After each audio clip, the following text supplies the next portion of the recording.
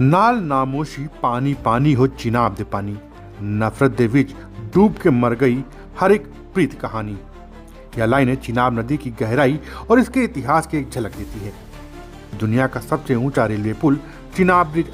यह शानदार पुल जम्मू कश्मीर के रियासी जिले में चिनाब नदी पर बना है। चिनाब पंजाब क्षेत्र की 5 बड़ी नदियों में से एक मानी जाती है। इसकी सबसे दिलचस्प बात यह है कि यह जहां जहां से गुजरती है वहां वहां इसका नाम बदलता जाता है। कहीं इसे चंद्रभागा कहा जाता है तो कहीं चिनाब या चनाब। भारत और पाकिस्तान की बड़ी नदियों में शामिल चिनाब नदी हिमाचल प्रदेश के ऊंचे पहाड़ों से निकलती है।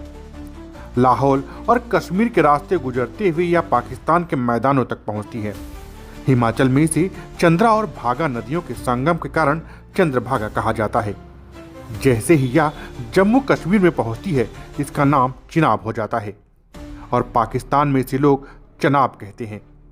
हर जगह इसका नाम अलग क्यों है? क्योंकि ये नाम उस इलाके की भाषा, संस्कृति और लोगों की बोली के हिसाब से बदलते हैं। तो चलिए हम आपको बताते हैं कि इन नामों के पीछे का मतलब, ताकि अगली बार जब आप चिनाब का नाम सुने तो उसके बहते पानी के साथ बहती संस्कृति और इतिहास का भी एक तस्वीर आपके सामने हो। चिनाब नदी की शुरुआत हिमाचल प्रदेश के लाहौल इलाके से होती है। यहाँ 2 नदियाँ मिलती हैं, चंद्रा और भागा। जब ये दोनों मिलती हैं तो उसे कहा जाता है चंद्रभागा। यह नाम इसलिए पड़ा क्योंकि चंद्रा चांद जैसे साफ और ठंडी नदी है और भागा एक तेज बहाव वाली नदी। दोनों मिलकर बनती हैं चंद्रभागा। जैसे ही यह नदी जम्मू कश्मीर के क्षेत्र में दाखिल होती है इसका नाम हो जाता है चिनाब।